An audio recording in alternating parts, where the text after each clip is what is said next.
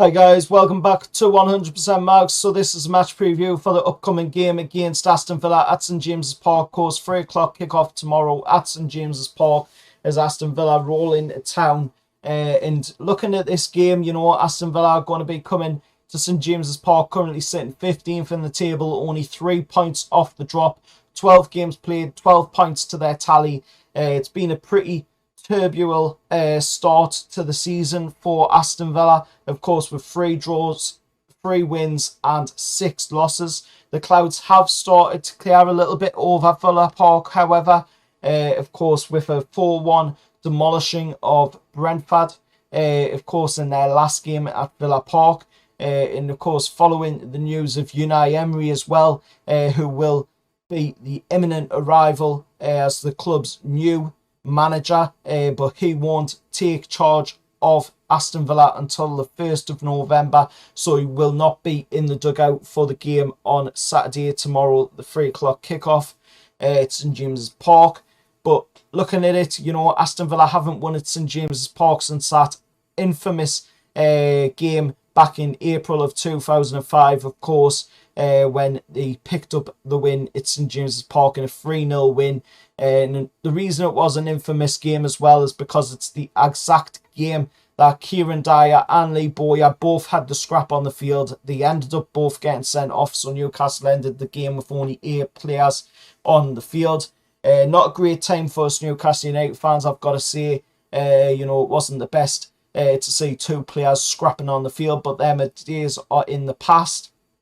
It's looking a lot brighter here at Newcastle United now. It's just over a year after the change of ownership, and we are currently sitting in an absolute dreamland, sitting pretty inside the Premier League top 4 after a pretty impressive run of games so far this season. It's been 11 years since, of course, Newcastle have been able to enjoy a top 4 season, a brilliant start of the season, eventually going on to finish, of course, under Alan Pardew in 5th place. And of course, it's just been a really great season so far. Hopefully, it will continue. Long may it continue as well. And the reasons behind why it's been such a good season is, of course, the defence. The defence has only conceded a league low of 10 goals. And of course, that is really impressive. If you look at, of course, wins as well since our last time against Tottenham in our last game. Of course, it made it 4 wins from the last 5. A run of form that only league leaders Arsenal and champions Manchester City, of course, can match. So that shows you just how well Newcastle's doing this season. But it should be even better than that as well, because there has been some controversial moments this season, like the Liverpool game at Anfield, where it should have been a win for Newcastle United. There's been a few other games as well where there's been controversial moments and Newcastle should have come away with wins. Some games where, we went into games and weren't quite there, and only managed to get a draw in the game, like the game against Bournemouth. We should have really picked up a win in that game at St James's Park, but instead it was a draw.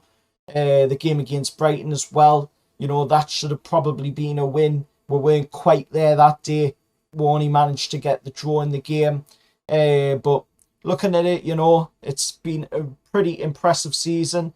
Liverpool are the only team to have beaten Eddie Howe's men, of course, on home soil this calendar year in the Premier League. 10 wins and 4 draws. Another victory, of course, on Saturday in the 3 o'clock kickoff could move Newcastle to 3rd place in the league. Of course, if results elsewhere go in our way, a position, of course, that we've not occupied since, of course, that season back in 96-97 under Kevin Keegan.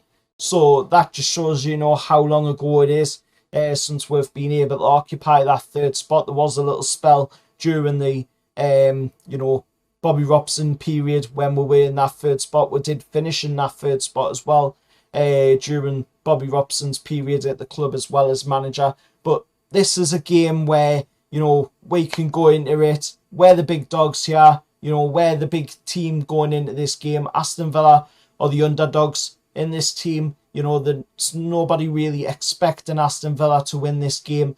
Everybody's really expecting Newcastle to win this game. So, you know, we've got to go in there. We've got to prove that we can win this game. And I've got all the hope, you know, that we can come away from this game with 3 points in the bag and get that position up into third place in the league. But looking at it, you know, the last time out was a 1-0 win through Kieran Trippier scoring the goal. Of course, Newcastle as well have conceded 80% of our Premier League goals this season after half time.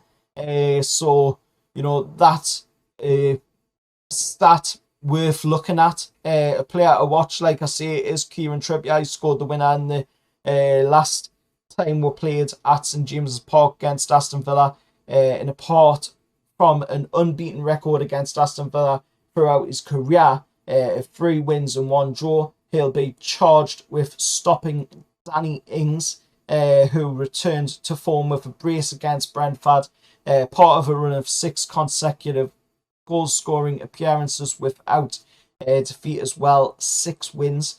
Looking at the players that are going to be on the injury table for this one, obviously we know Caldolo is on the injury table with that ankle injury. Paul Dummett is on the injury table with the calf injury still. Isak is still injured after picking up that knock on international duty for Sweden. So, you know, we have heard a little bit from Eddie Howe today in his press conference, which you can go check out the press conference reaction video up on my channel, which was put up a little bit earlier on. And of course, Eddie Howe does talk about the players who are injured, like Isak, you know, Elliot Anderson. He also talks about Maxi as well. He was saying that Alexander Isak has been getting some injections into his injury and he's starting to look a little bit better, but it is going to take a little bit more time. Maxi looks like he's going to be a late fitness test after training. Elliot Anderson is back fit and he's back in training, which is great to see because, you know, Elliot Anderson's been absolutely amazing to watch when he has come in this season off of the bench. Looking at Aston Villa's players that are going to be on the injury table as well, you've got Augustinson, who is going to be a doubt for the game. Diego Carlos as well is going to be out for this game. Boubacar Kamara is going to be out for this game. And a questionable one as well will be Digny, of course, the guy that they brought in to replace Matt Targett. And of course, you know, Matt Targett's going to be well up for this one as well. But I think we will, you know, still see Dan Burn playing in that left-back position. I mean, he's been doing absolutely fantastic in that left-back position. He's got pace as well, which not a lot of people know that he does have, which is really impressive when you consider that he's 6'7". Of course, he does drop back into that centre-back role as well when, you know, he is needed. Joe Linton as well has been playing slightly out on the wing a little bit and then dropping back into that defensive position to, you know, show up the defence a little bit forward. But looking at the referee going into this one, it's going to be Paul Tinney. Now, Aston Villa haven't had luck with Paul Tinney as a referee of their games, so that's a boost for us. It's the first appointment of the season as a ref for Newcastle this season. He has been on VAR already this season, of course. He has already presided over a recent 5-1 home victory over Brentford, correctly, of course, intervening in that game to stop Brentford's goal in the game, of course, at St James's Park. Tony Harrington switching over from refereeing duties in our last home game against Everton to doing VAR duty on this game. Of course, Tony Harrington from Hartlepool.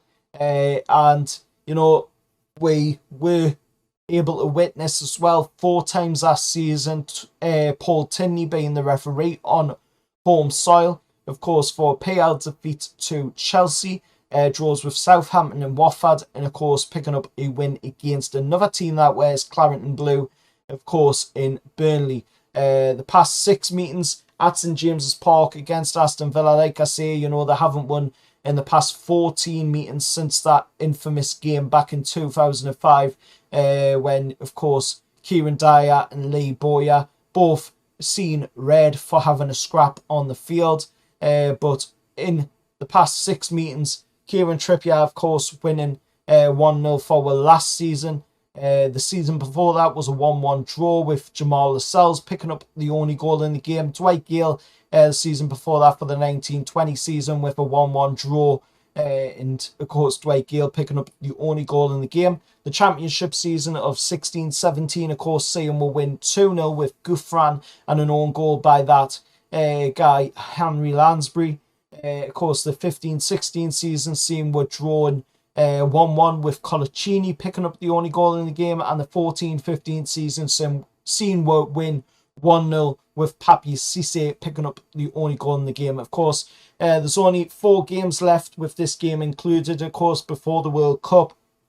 3 games at home with this game included, of course, into that, and 1 game away. So it's going to be an interesting one to see how we're going to this game. Of course, like I say, you know, it's pretty much a free hit for Aston Villa. Nobody's expecting them really to go into this game and come away with the win. We are the big dogs. We are the top dogs in this game. So, you know, everybody is expecting Newcastle to come away with a win in the game. And, of course, all eyes are on us as well this season because of the way we've been playing. Obviously, because of the ownership as well. But it would be really impressive to get the 3 points in the bag tomorrow in that 3 o'clock time slot and, you know, move up into that 3rd place. Like I say, we haven't been there since, of course, that season back in 96-97 when we had Kevin Keegan as the manager. Of course, another guy that just has that same feel, you know, like Eddie Howe does right now. Eddie Howe is really giving off the Kevin Keegan vibes to us Newcastle United fans right now, and I'm absolutely loving seeing this high intensity football. And you know, as Eddie Howe says it, intensity is our identity,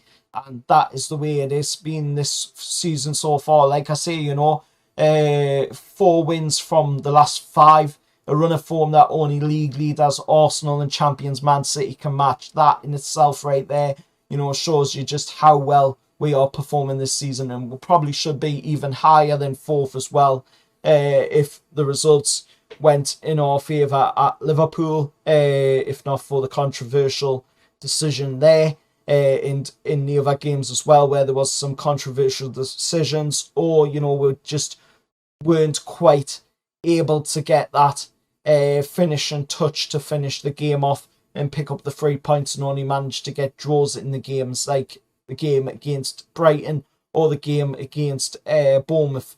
You know, so let us know your thoughts down in the comments below. As always, remember to like, share, subscribe to the channel. You can support the channel as well by donating. You can do that by, of course, hitting that thanks button down below and putting in your donation there. If you don't want to do it that way, then of course you can scan the QR code right here, which will take you to my Ko-Fi account, and you can make a donation there. Of course, I do receive 100% of the donation if you donate by the Ko-Fi account. And all that money, what is donated, will go back into bettering the content for the channel. And of course, progressing and moving the channel forward as I'm on the road to 1.5k subscribers. So if we can hit that, then that would be absolutely amazing.